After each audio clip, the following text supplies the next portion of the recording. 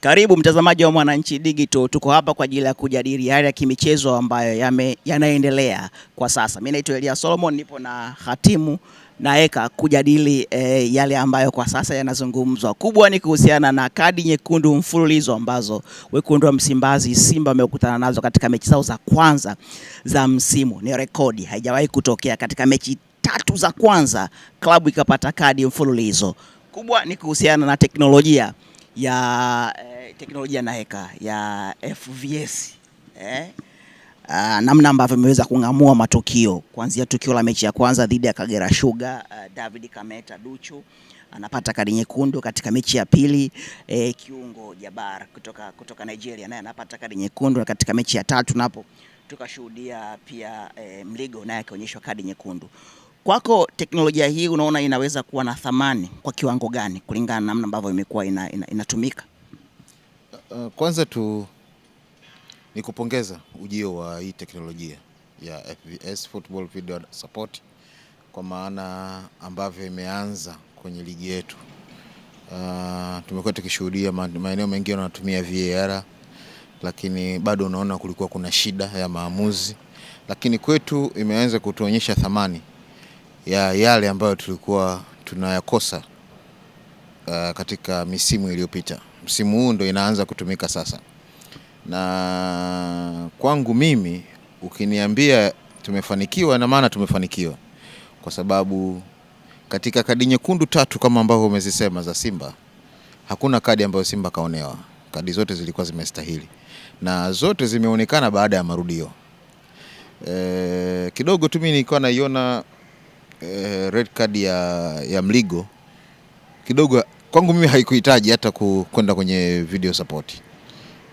Yaani ilikuwa ni moja kwa moja imeonekana, kwa sababu hata ukiangalia wakati anafanya ile tackling hakuugusa mpira. Alienda kwenye contact ya mwili wa mchezaji wa yule Dogo Yusufu. Lakini mbaya zaidi ni kwamba ile ni take from behind. Tunasema ni moja ya matukio hatarishi kwenye mpira, kwa sababu FIFA inazuia kukabiliana wachezaji kwa mchezaji, lakini huyu mmoja anayekuwa nyuma, kwa sababu yule aliyekuwa mbele anapata shida kwa sababu hawezi kuona nini kinafanyika nyuma yake. Kwa hiyo ile ni dangerous play. Kwa hiyo ili stahili moja kuwa kadi nyekundu. Kwa hiyo kwetu sio matukio ambayo tumekuwa tukizoea. Ukimuuliza shabiki wa Simba ataona why klabu yetu, lakini kiukweli ni matukio ambayo yana haki. Matukio mengi yana haki, na sio kwa Simba tu, imekuwa zikiathiri. Unaona klabu kama Yanga mshambuliaji wake yule Shalulile, kuna goli 2 zimekuwa ruled out kutokana na kuonekana yuko offside, kwenye offside position. Kwa hiyo na haya na matukio ambayo kama isingekuwa video support tusingeweza kuyaona. Imagine. Kwa hiyo ni namna gani ambavyo imekuwa ina mchango mkubwa kwenye mpira wetu, kwa maana ya kuangalia sasa ni wakati sasa wa wachezaji wenyewe kwanza kujielewa kwamba sasa hivi kuna kitu hiki, sasa natakiwa kucheza kwa nidhamu gani. Kuna tukio kama la yule mchezaji wa Manyasi wa Coastal Union, lilikuwa lishapita lile bila video support. Kwa hiyo kama hujajipanga sawa sawa, na hii itakuletea shida, na mimi naamini wako wachezaji wengi watakuja kuumia, au timu ziko nyingi zitaendelea kuumia wakijisahau juu ya hiki kitu. Hii ni kitu ambayo kinataka kuonyesha kwamba watu wafanye kazi kwa ufanisi. Lakini katika hii mizunguko miwili utaona hata zile kesi za kufungiwa maamuzi zinapungua, yatakuja maonyo.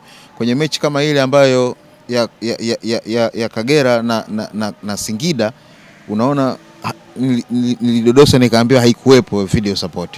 Maana unaona kuna matukio mengi ambayo yalikuwa, lakini kwa matukio yale hata Tegis alikuwa anapewa red card, straight red card. Umeona? Naika tutarejea tupishe kidogo hadhana, dakika chache tunarejea.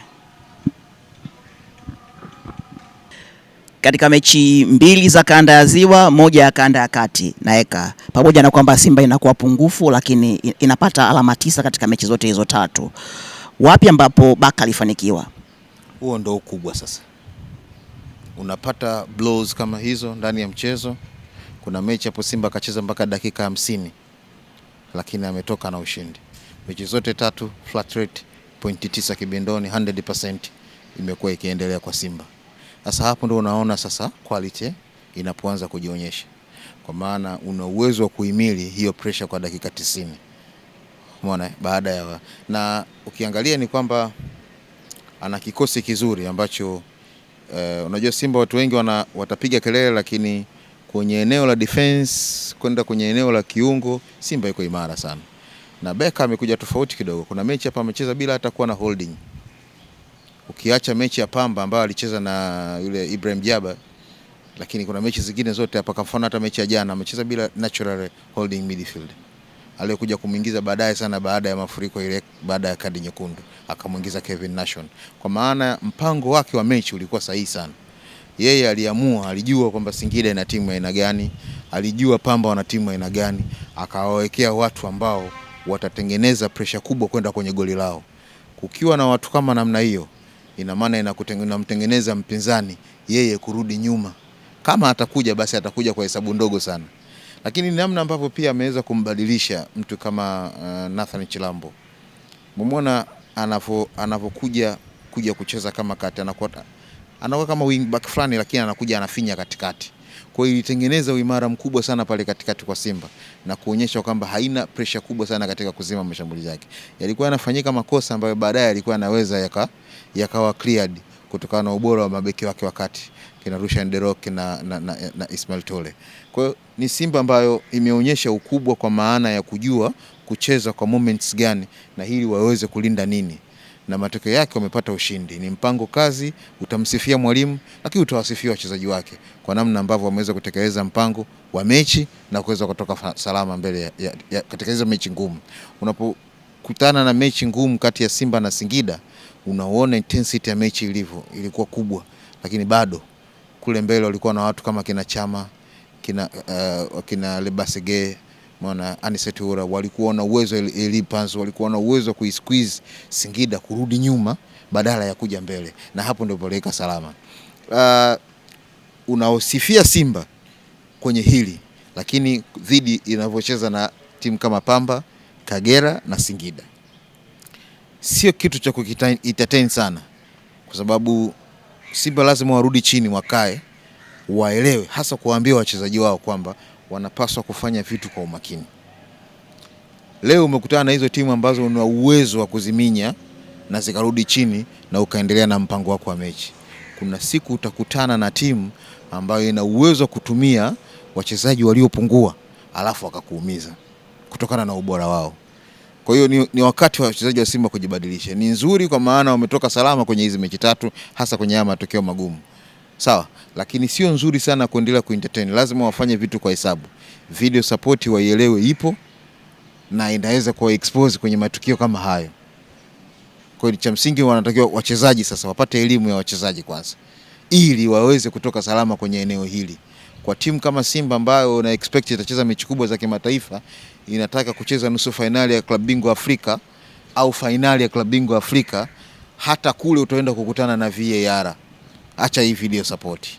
Na tukumbuke Simba imewahi kuumizwa kwenye mashindano ya Afrika na kitu cha namna hii kupitia VAR kwenye finali ya shirikisho dhidi ya RS Berkane kwa kadi nyekundu ya Kagoma. Kwa hiyo kitu cha namna hii ni cha kujifunza.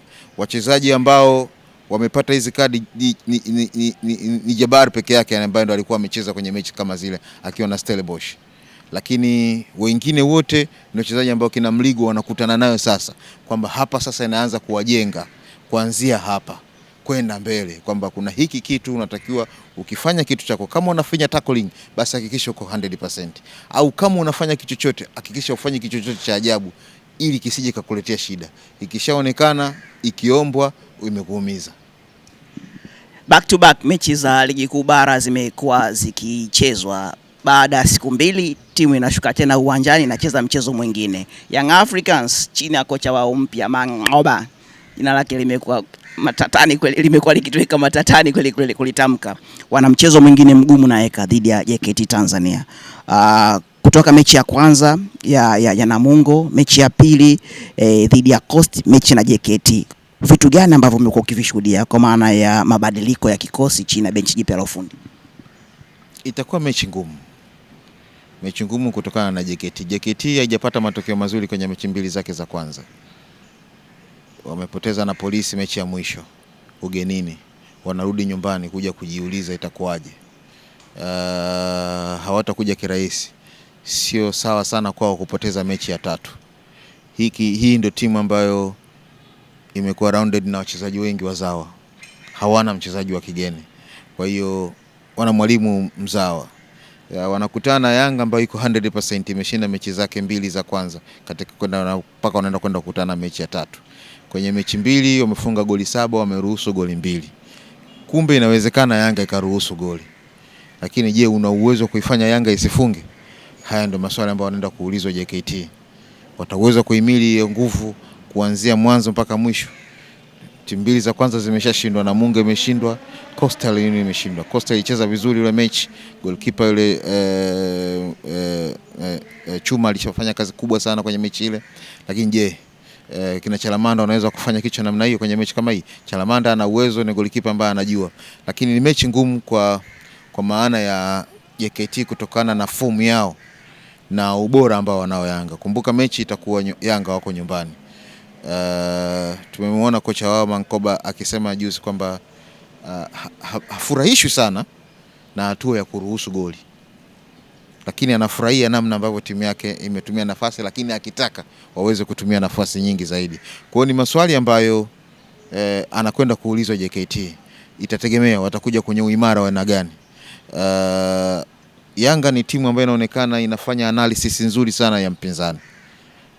Kile ambacho namuona kocha wa Yanga akizungumza, akifanya analysis ya kikosi kizima. Huyu kocha ndio mara ana miezi 2-3 tangu aje Tanzania, lakini anafanya analysis kubwa sana kwa mpinzani, kwamba wana eneo zuri sana la kujua kutengeneza mpango wa mechi kwa kuwajua kwanza aina ya timu wanayokwenda kukutana nayo. Kwa hiyo wanawajua aina ya wachezaji ambao wanakuja kukutana nao. Lakini je, JKT ita uwezo kuzuia pressure ya Yanga?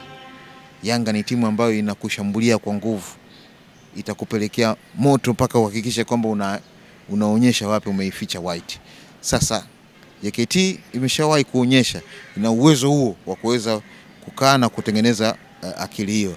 Lakini je, kwenye fomu walionayo sasa, wakati wanawafuata Yanga nyumbani, je, wataweza kufanya hiyo kitu kwa kuweza kufanikiwa? Ni maswali magumu. Mimi naiona mechi ambayo Yanga anaweza akashinda kutokana na pressure ambayo JKT anayo. Unaposhindwa kupata ushindi kwenye mechi kama na Polisi, alafu unakuja kukutana na Giant kama Yanga, tena yenye kikosi kama hiki, unapaswa kuwa makini sana, kwa sababu lolote linaweza likatokea. Sioni mechi kama itakuwa na magoli machache. Tukumbuke msimu uliopita JKT iliruhusu nyumbani ugenini goli 5 na nyumbani ikaenda ikafungwa goli 3 nadhani. Kwa hiyo walikuwa wameruhusu kama goli 8 hivi kwenye mechi mbili. Hizo ni mechi za ligi tu. Acha zile goli mbili za kwenye mechi ya FA, kombe la CRDB Federation. Kwa hiyo naiona mechi ambayo Yanga atapata matokeo, lakini naiona mechi ambayo itahitaji umakini sana, vinginevyo JKT anaweza akapoteza vibaya. Tutegemee pengine Stefan na Ziziki kupata muda au kidogo ya kutumika? Halina uhakika sana kutokana na aina ambayo muda ameingia kwenye timu. Stefan Aziziki kwenye timu ya Yanga ana umuhimu mkubwa. Ukiangalia nafasi za kutengeneza magoli kutoka eneo la katikati ya uwanja sio nyingi sana kwa Yanga, lakini kutoka pembeni ndio zimekuwa nyingi sana. Haushangai kuona beki kama Boka akiwa ndo ametengeneza goli nyingi, assist nyingi ndani ya kikosi cha Yanga, kwa sababu Yanga imekuwa ikitumia mashambulizi yake ya pembeni, kina Yao, kina Boka kutengeneza hayo mashambulizi yao, mawinga wake kina Hussein Sokwani, hao ndio watu ambao wamekuwa wakitengeneza, kina Kangwanda wanatengeneza magoli. Lakini kwa maana ya katikati kutengeneza zile assist, kuna kitu Yanga wanakikosa kwenye ubora wa Stefan Aziziki. Lakini akiwezi kuja tu kwa historia, kinatakiwa kitengenezwe kwanza kwenye uwanja. Hiyo kemia ionekane kwanza kwenye eneo la mazoezi, alafu ndio ije uwanjani. Kwa hiyo Aziziki, nilifurahi kocha juzi alikuwa anasema kwamba Aziziki ana kitu anatakiwa kudhibitisha juu ya ubora wake ndani ya kikosi cha Yanga. Na hiyo ndio namna ya kuweza kumpokea mchezaji ambaye ana jina kubwa, lakini asije kwa kubweteka, aje akijua kwamba ana nafasi ya kutakiwa kutengeneza kitu kwenye timu. Kwa hiyo Aziz Ki anatakiwa kuweza kuonyesha kitu kwenye uwanja wa mazoezi. Kama kule atakuwa amefanikiwa, hapa kwenye mechi itakuwa rahisi. Aziz Ki ni mtu ambaye anajua kutengeneza zile pasi za mwisho nyingi sana, na sio mchezaji ambaye anapenda sana kufunga, lakini mchezaji ambaye anaweza akatengeneza nafasi nyingi. Kwa hiyo kama atacheza, utakuwa ni mtaji mwingine kwa mtu kama Peter Shalulile. Sasa shangaa kumuona Peter Shalulile akianza kufunga sasa, kutokana na kama ataweza kuwekwa Stefan Aziz Ki kucheza nyuma yake, kwa sababu ni mtu ambaye anajua apitishe kitu gani kwa mshambuliaji wa mwisho. Kwa hiyo nina uwezo kumuona, nadhani anaweza akaonekana, lakini siamini kama anaweza akaanza. Ninaamini anaweza akaja akaingia dakika 20 za mwisho au 25 za mwisho, kulingana na namna ambavyo ameendelea na mazoezi yake ya kuingia kwenye kikosi taratibu. Kumekuwa na changamoto naeka, hasa kwa wachezaji ambao wanarudi kwa mara nyingine kwenye klabu. Unaona pengine Azizi anaweza kaendeleza pale ambapo aliishia misimu miwili, misimu mitatu yake ya kuvutia? Lisha sana rhythm yake. Azizi anakutana na Yanga yenye rhythm ile ile, lakini tofauti ni kwamba timu ya Mankoba inataka mchezaji ambaye akipoteza mpira aweze kurudi haraka kuutafuta. Yanga wanaanzia kukusumbua mbele kuutafuta mpira. Recovery ball ya Yanga ni kubwa sana, hawataki kumwachia mpinzani acheze kwa muda mrefu, na hiyo ndio namna ya kuweza kuhimili. Ndio maana hata unaona Simba inafanikiwa kwenye mechi hizi 3, ni kwamba ujue namna gani una uwezo wa kuutafuta mpira wakati umeupoteza. Wachezaji wengi bora kwenye kariba ya kama Aziz Ki hawana ubora wa kutaka kuutafuta mpira. Hii ndio task ambayo alionayo ndani ya kikosi cha Yanga. Unamwona yule Shalulile anarudi, anakuja, anasumbuka, anatafuta mpira. Hii ndio task ambayo Aziz Ki anatakiwa kuifanya ndani ya kikosi cha Yanga, kurudi kuja kusaidia kuongeza namba katika kuutafuta mpira. Hapo ndio sema ambaye ataweza kubaki salama. Akishindwa kufanya hivyo, atakuwa na wakati mgumu chini ya kocha, kwa sababu huyu ni kocha ambaye ana misimamo. Ni kama ambavyo alikuwa na Nabi alikuwa anataka vitu vya namna ya Aziz Ki aweze kusumbua, asaidiane na watu kuutafuta mpira. Sasa utayari wake ukoje? Lakini Aziz Ki usisahau, huo ni wakati wa kutafuta mpira. Akisha upata ni mtu zaidi ya hatari, ana uwezo wa kufanya chochote kile ambacho unakiona kinatakiwa kufanya na mchezaji namba 10. Tuandikie mtazamaji wa Mwananchi Digital kuhusiana na kile ambacho wewe unafikiria, ambacho unakiona kuhusu Stefan Aziz Ki, ambaye kesho pengine tunaweza kushuhudia kwa mara nyingine tena akivaa uzi wa Young Africans. Mpaka hapa tuna la ziada. Kwa niaba ya Hatim na Eka, mimi naitwa Elia Solomon, nyuma ya kamera kule kuna Hatim mwingine Mgeja. Asante mpaka wakati mwingine.